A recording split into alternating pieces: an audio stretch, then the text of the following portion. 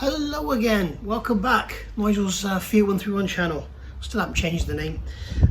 So here we are now with video 5, and if you remember in video 4 we did all the work on the valves. We were going to start building the bottom end, but still don't have that bearing. Today is Friday the 4th of July, Independence Day.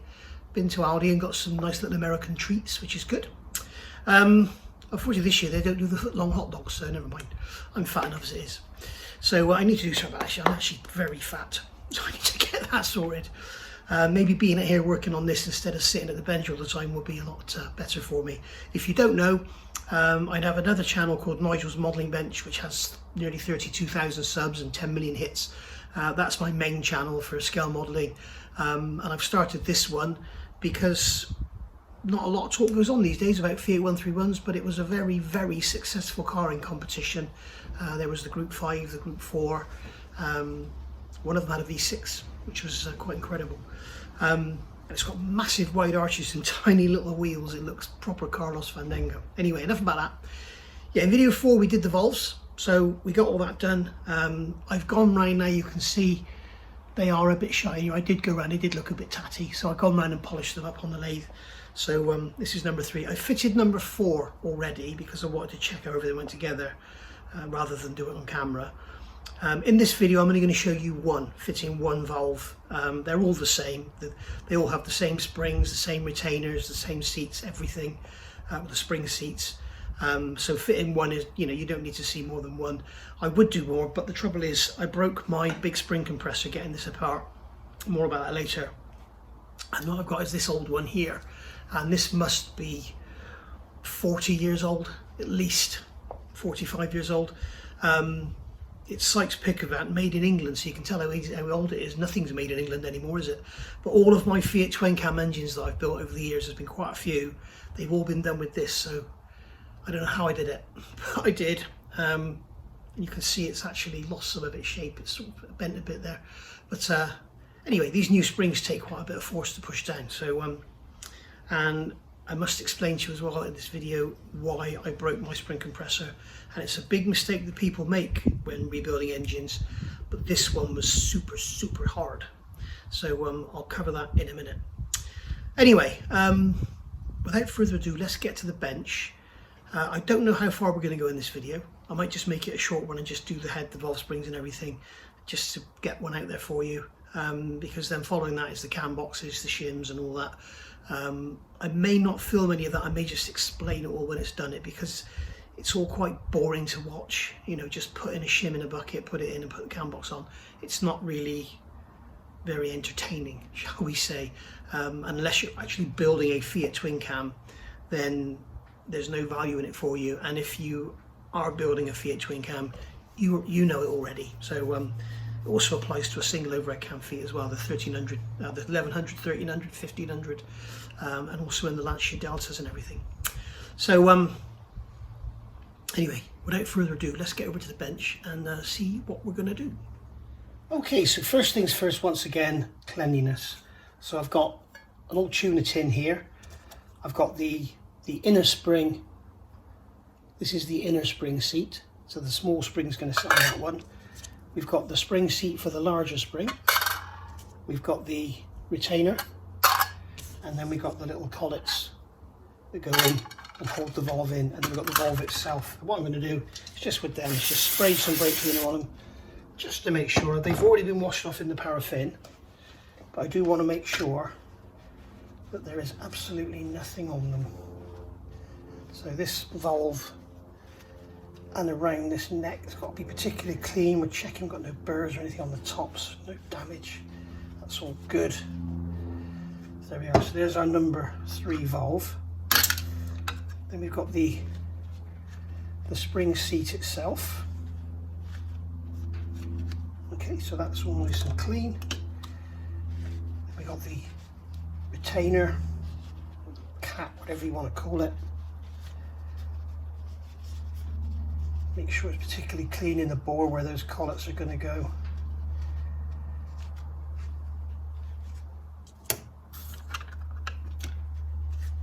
There we go.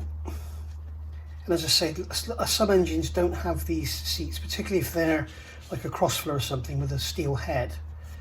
or an A series Mini, you won't have these seats, but on aluminium heads you always have some sort of seat for the spring, otherwise the spring will just chew itself into the aluminium.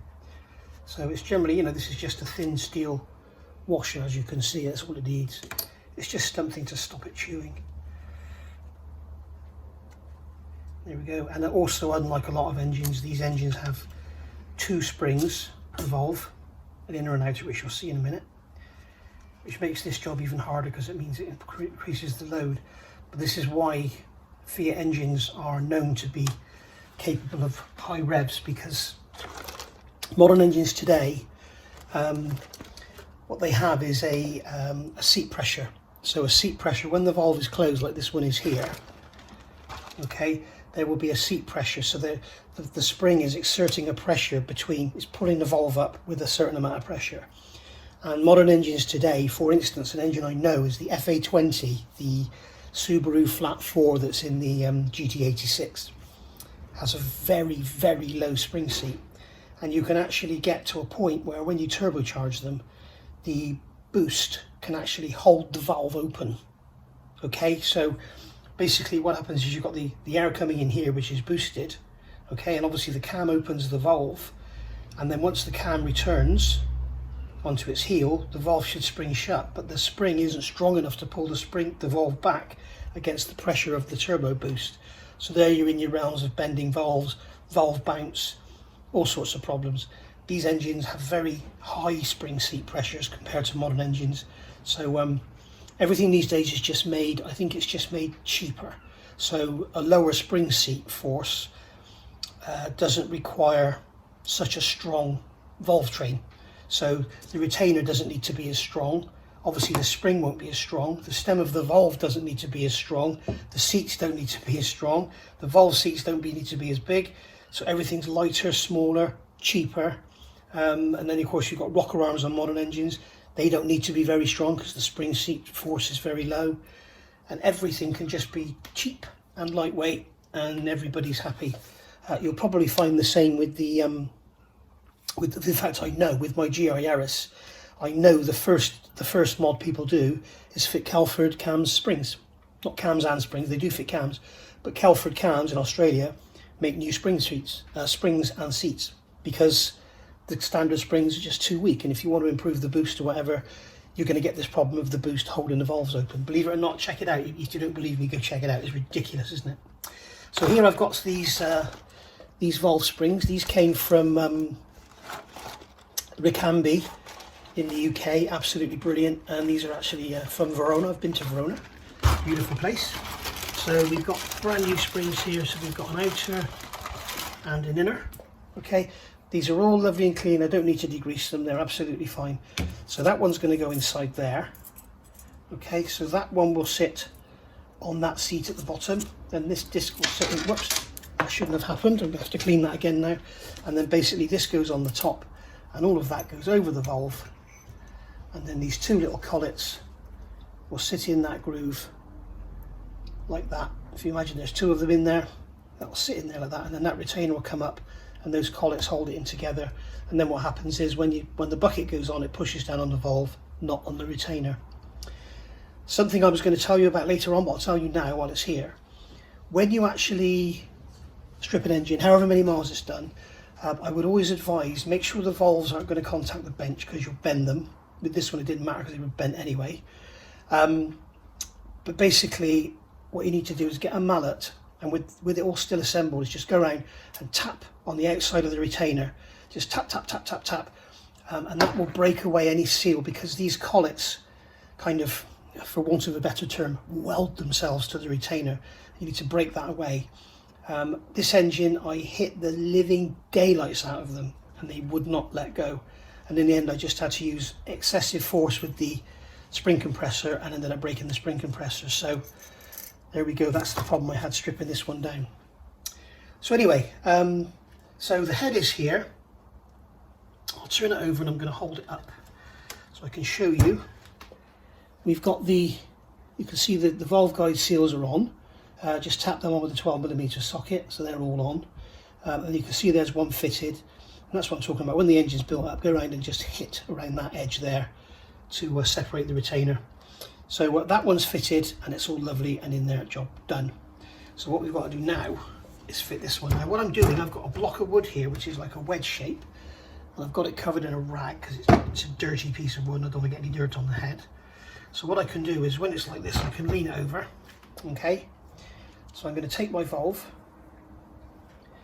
and I'm going to put a drop of oil around the top, okay, and a bit on the stem. The reason for I'm putting it around the top is when it goes through the seal, I don't want it to cut the seal. Then we can just slide that up into its guide. If I could see the bloody guide, it would help. There we go, slide that up in there. That'll go through the seal, okay, and then we can take this, spin it over, get our piece of wood, and wedge the head up that way. Now, as you can see, the valve wants to fall out.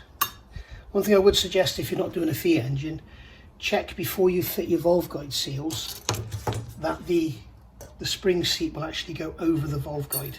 Sometimes they won't. I think on the FA20 you have to fit them first.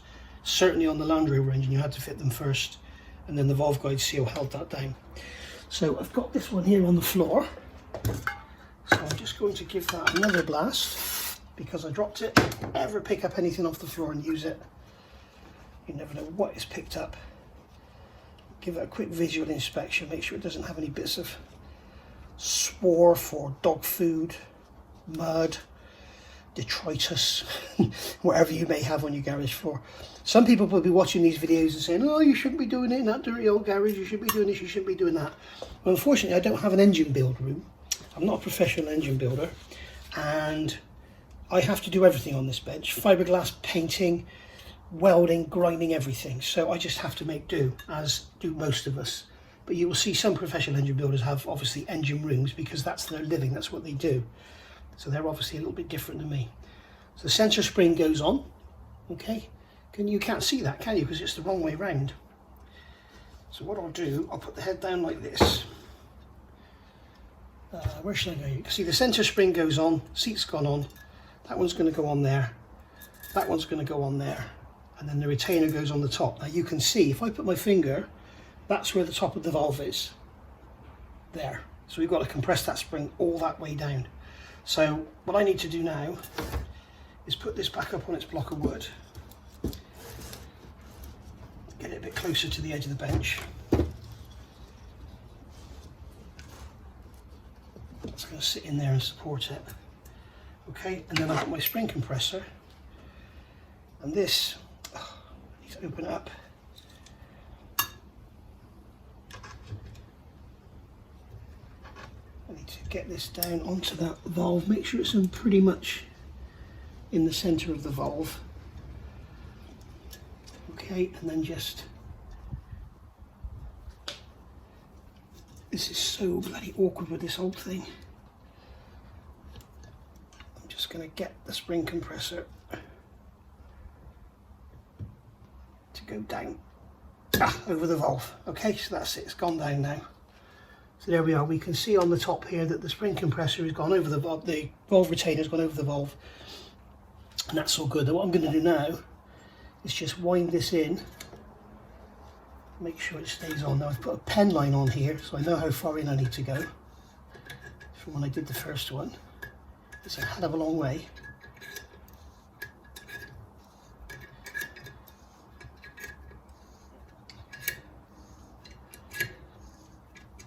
As you can see, it's a long way. There we go, that's going to be enough. So we can drop this down now. Now I know you can't see what I'm doing, but I don't want to move it around too much because there's always a risk that these things can fly out. And I'd rather it was facing that way than towards me if they're going to fly out. What I'm going to do is just move this little collet around,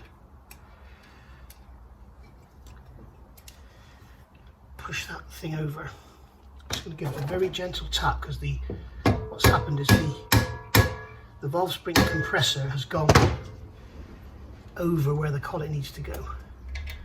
So the collet needs to come up into its groove. Oh, there it went. And I can just spin it round.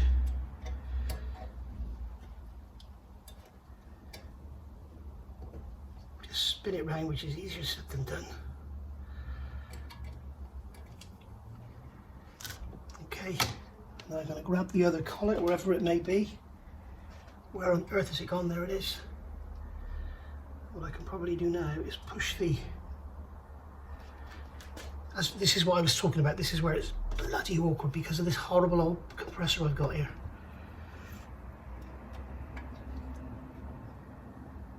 It keeps wanting to slide sideways across the retainer, and then it pulls the spring over to one side. So it's very difficult to get the collet to go in, and then when it goes in, it won't stay in position. Go on, go in. Oh, dear, dear, dear. Just going to put a screwdriver on it so I could give it a bit more. No. You don't want to go levering anything or forcing anything. I'm going to put a bit more pressure on it, actually.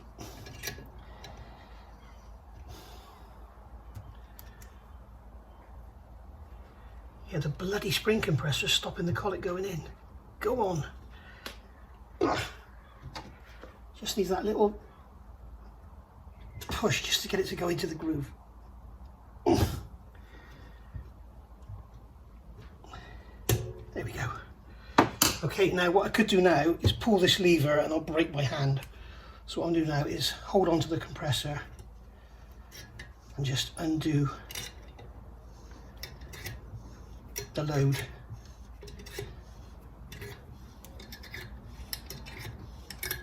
Take most of the load off.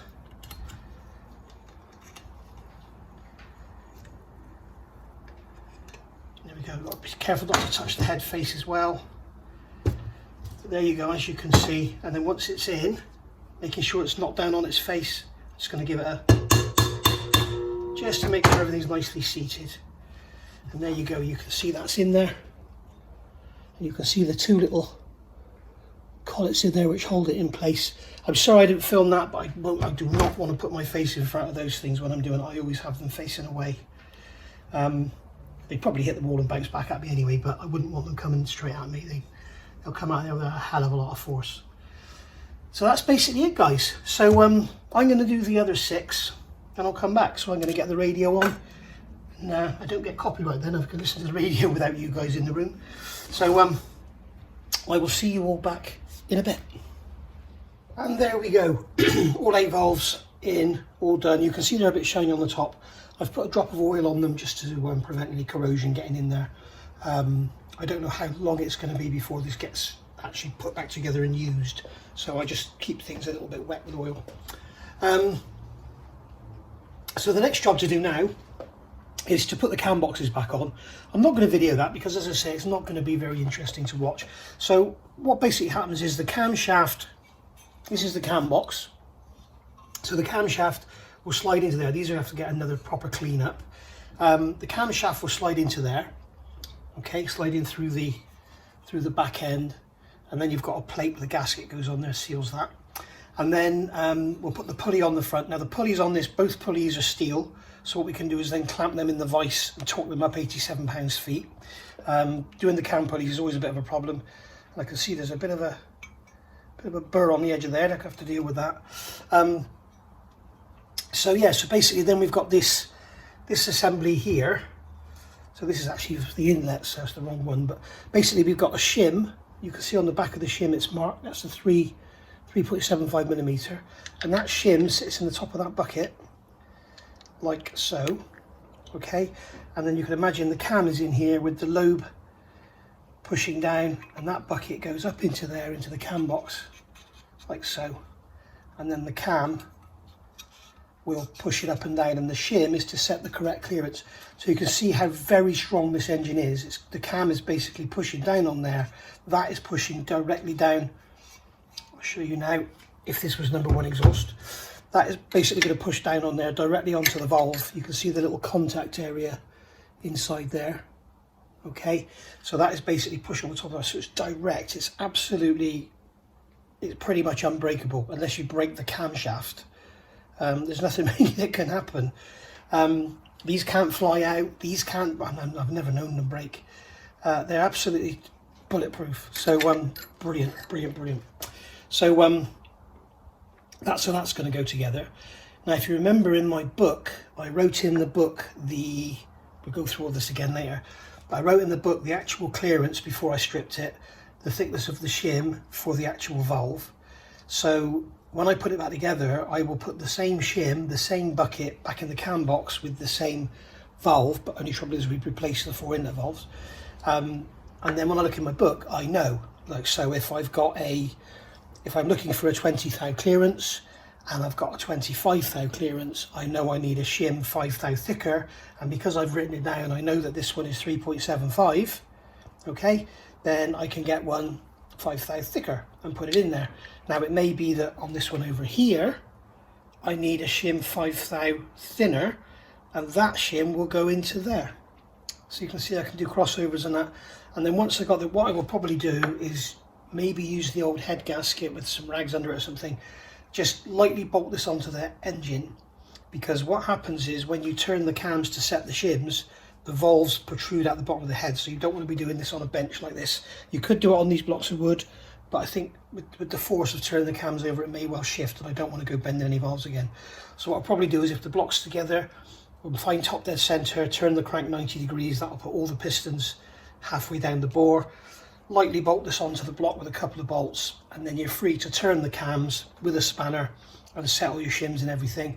I think that's going to be the best way to do it, the least risk, because if you're working away with the spanner here and you knock it off this block of wood, then it's going to fall on a valve that's open and it's going to bend it. So we're back to square one then. So basically, yeah, there we go. But yeah, as I said, I won't film any of that because it's not, you know, specific. It's specific to this engine, and it's going to be very, very difficult to film. But what I'll do is I'll come in and I'll show you about setting up the shims. I don't have a tool for pushing down on the side of the shims. I'm going to have to make one. You can use an old screwdriver. But whenever I've done it before, I've always put the cam box down and then taken the cam box off again. But I don't really want to do that on here because I may damage the gaskets if I do that. I don't know. But we shall see. Right, so thank you for watching this one. You've learnt today how to put valves in and everything, all about new springs and all that, and how wonderful old engines are compared to new ones. So I will see you all very soon. Thank you for watching. Bye for now. See you for video 6.